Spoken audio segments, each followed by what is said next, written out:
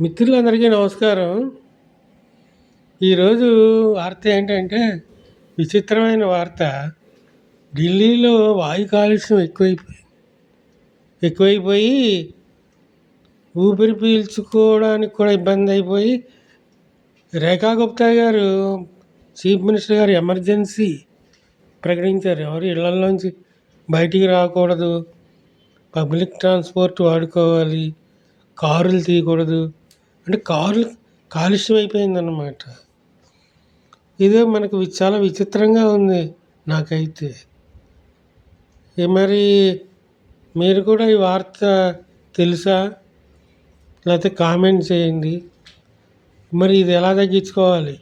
ఇదంతా మనకు కూడా వచ్చేస్తుందా? హైదరాబాద్లో కూడా వచ్చేస్తుందా? ఏమిటి ఇదంతా? దీనికి మార్గం ఏమిటి అని చెప్పేసి మనం ఆలోచించాలి విజ్ఞులందరూ. నిజంగా వాయు కాలుష్యం ఏంటి? ఊపిరి పీల్చుకోలేకపోతే ఎలాగా? ఆశ్చర్యంగా ఉంది కదా.